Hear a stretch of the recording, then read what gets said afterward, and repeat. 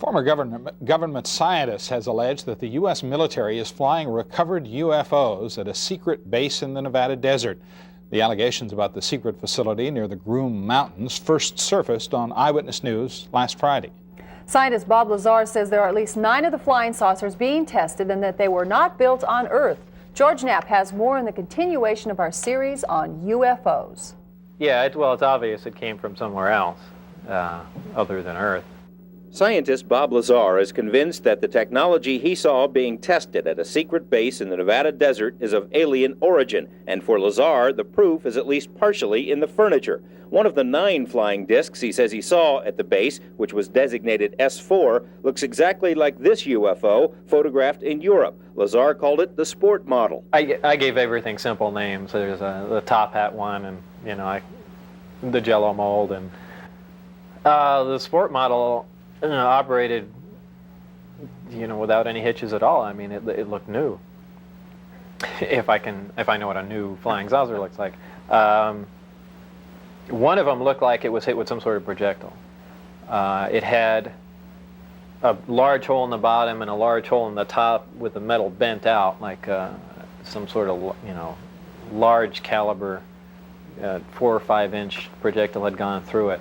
Even before he saw the sport model operate, Lazar says, he suspected that the ship came from somewhere else. The realization slapped him in the face the first time he glimpsed the inside of the disc. I got to look inside, and it had really small chairs, and I think that was the first confirmation I had. That was just a shocking thing, because every time before that I was able to label it, well, this is just a little advance that a group of scientists had formed, and they're keeping it secret, and yeah, we could have built a big disc like that, that's no problem, and we could have adapted these to make it fly, but why does it have little furniture inside, essentially little seats, and things began to click together just all too fast. A few of the discs had been completely dismantled to find out how they worked, Lazar says, but others were fully operational. A Japanese TV network created this animated version of Lazar's story after his first interview with us aired in May. Lazar says the dramatization is similar to a test flight he witnessed.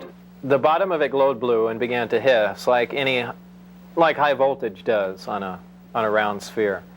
It's my impression that the reason that they're round and have no sharp edges is to contain the high voltage. Like if you've seen in high voltage systems, insulators, things are round or else you get a corona discharge. In either case, it began to hiss. It's in high voltage, and it lifted off the ground quietly, except with that little hiss in the background, and then that stopped as soon as it reached about 20, 30 feet. Lazar says the test of the sport model was a short one, that it made only a few moves before setting back down. He didn't see who was actually flying the craft, but was very impressed nonetheless. Well, there's no action-reaction system to it. There's no, like in a jet engine, exhaust gas being thrown out, no propeller, no noise. It's just, for all intents and purposes, magic. To Lazar's knowledge, the flying discs are not being used for, say, any flights to Jupiter. He says excessive caution and intense secrecy contributed to the plodding pace of the program and were a main source of his disenchantment. It's just unfair, outright, not to put it in the hands of the overall scientific community. There are people that are much more capable of dealing with this information, and by this time would have gotten a lot further along than this select small group of people working out in the middle of the desert. They don't even have the facilities really to completely analyze what they're dealing with. Well, he was being quiet, and if he kept me abreast of anything, he kept me abreast of the security checks. They'd randomly drop by his house. They threatened his wife. They threatened his wife's life. They had done all that, so we really didn't converse. I mean, he really was adhering to the program. Gene Huff is a Las Vegas real estate appraiser, a regular guy who just happens to have a friend in the flying saucer business. He learned about Lazar's S4 experiences only after a long period. Lazar is anxious for people to know that he didn't just run right out and spill the secrets of the universe, and that some things are properly kept confidential. I did not believe that this should be a security matter. Some of it, sure. But just the concept that there's definite proof, and we even have articles from another world, another system. You just can't not tell everyone. A lot of people don't believe that, but I do.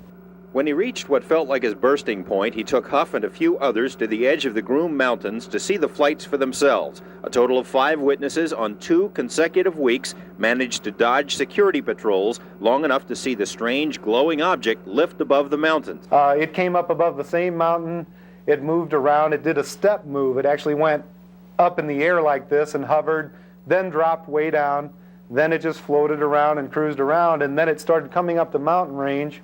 This home videotape was recorded during one of the trips to the Groom Mountains. Okay. Good luck. No, what? Did you see that move it did? No, I didn't. It went because like I kept it went boom, boom.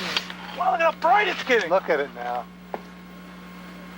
Getting bright. Not Here, bright hold- enough for me to get the son of a bitch. Here, hold on, right here.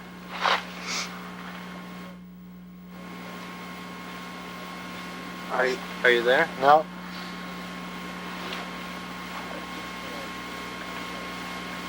It is bright right now. Admittedly, the tape proves very little by itself because with the distance and darkness, there are no reference points other than the alleged flying disc. But Lazar's information about the time and location of the test flights proved correct, not once but twice. That, according to our off-camera interviews with each of the other witnesses. Gene Huff describes his second sighting. Through the telescope, we had seen it was an elliptically shaped light. You know, that's about, because you can only get so close, even with a telescope, to a secure facility. Anyway, it came by up by us very rapidly. It glowed and glowed brighter like a sun, and we almost got the feeling it was going to explode. It glowed so bright, and we backed up behind the car. Then it went down. It glowed back up a little bit, and very softly glided back over back where the mountains where it came up, hovered for a while, and then just sat down, just like you see in the movies. Bob Lazar isn't the only person to claim inside knowledge of the flying discs at the test site. He's just the only person to say so publicly. We have communicated with several people who say they know of the saucer program. A technician in a highly sensitive position told us it is, quote, common knowledge among those with high security clearances that recovered alien discs are stored at the Nevada test site. A Las Vegas professional who once served in the military and was stationed at the test site says he saw a flying disc land outside the boundaries of Area 51, that it was quickly surrounded by security personnel, and that he was taken away and debriefed for several hours.